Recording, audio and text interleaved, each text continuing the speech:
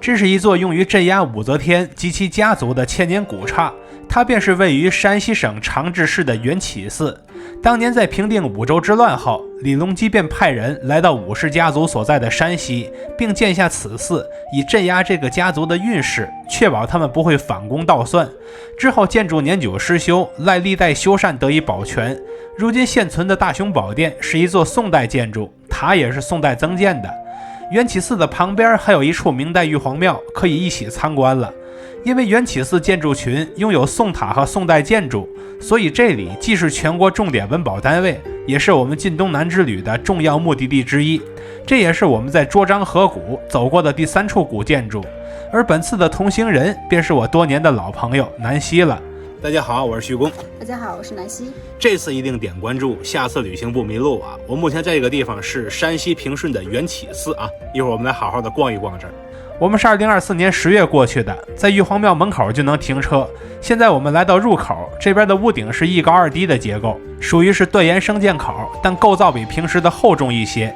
正门头顶还有云形木雕，中间还有一座木雕的微型楼阁。看完这些，我们准备从正门进去了。进去之后回头一看才发现，原来内部是一座2层的戏台，风格是明代以后的风格，判断依据则是后面的出将入相门。元代及以前的戏台一般没这个配置，仔细看斗拱风格，基本可以敲定是清式的龙头加云纹经典组合。院内两侧的房子看点并不算多，所以随便看看就好。右手边的建筑群中有那么一座福寿殿，殿内供奉着一座特别简陋的神像，其手中握着粮食，这就是民间供奉的五谷神，推测为我们熟知的炎帝。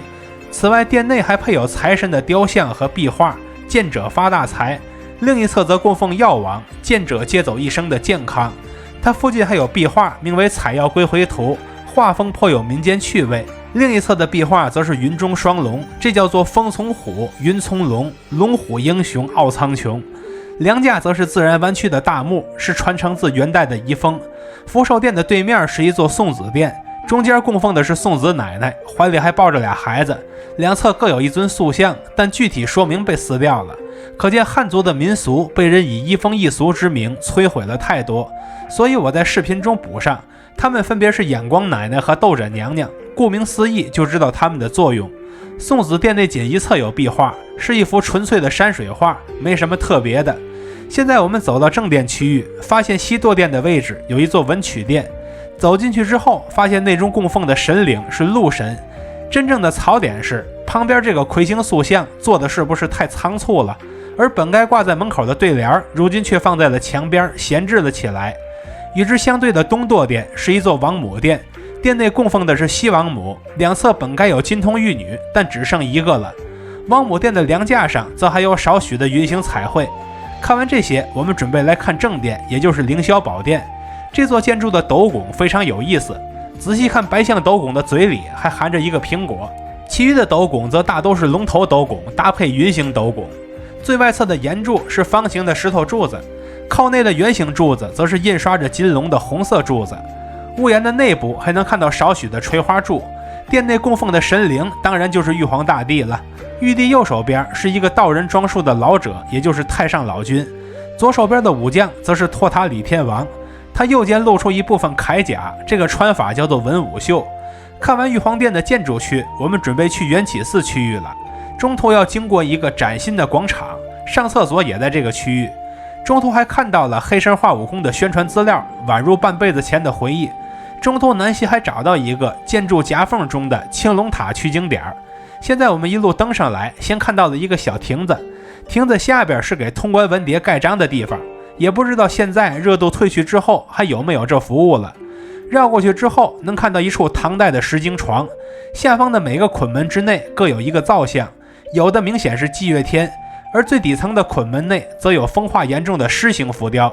床顶的造型是仰莲托宝珠，床身上刻的文字则是佛顶尊圣陀罗尼经。再往前走就来到了明代的香亭，亭内有几块古碑，其中比较完整的那一块是唐初风格的佛教造像碑，它最下方刻的字是1957年的重修记录，属于是把新的修缮记录给刻在旧碑上了。而它旁边的那块残碑则一般被视为北朝残碑。看完这些，我们将目光转向宋代建筑大雄宝殿。建筑屋顶为单檐歇山顶，它的斗拱结构非常简单，且未见普牌坊。它前面悬挂的大钟是一口2011年的古钟，殿内的两侧是崭新的18罗汉造像，中间的造像是释迦牟尼和阿难迦摄，背面的造像则是观音和善财龙女，都是崭新的。看到梁架时，发现进身是4船，上面以驼峰承载属柱，属柱承载平梁，侧面则插着钉符，确保不同方向都能稳固。最后我们来看这座宋代的青龙宝塔，它的一层是空心的，内中供奉白衣观音大士，塔上方的砖仿木斗拱看起来很新，而且是见棱见角的，说明它最近一次的修缮时期距离现在是比较近的，不然就会留下岁月的痕迹了。如果你切近镜头，还会发现每一层的斗拱也是有细微变化的。塔本身是一座楼阁式塔，上面也有空心层，但塔的每一层互相是不通的，就没法在内部登临了。如果切到塔刹位置，还能在每个角上各看到一个铁人。至此我们就逛完了缘起寺。这地方的看点除了一座宋构、一座宋塔之外，还有历史的无常。当初李隆基建下寺院，希望能镇压武士家族，让他们无法篡夺李唐江山。从这方面来看，他确实是成功了。但他没算到的是，安禄山居然会叛乱，甚至直接把盛唐给打崩了。这帝王后半生的流离和落魄，与前半生的英武果断形成了巨大的反差。偌大的大唐真就没人看出问题来吗？只是有人在乐见其成，有人在自我欺骗，有人事不关己，过后才追悔莫及。于是这些人便把祸胎越养越大，一直养到了覆水难收。所以盛唐毁灭了，那是他自找的结局。若后人哀之而不见之，只恐后人将复哀后人也。看到这里的朋友，欢迎点赞、收藏、加关注，和徐公一起读成，一起旅行。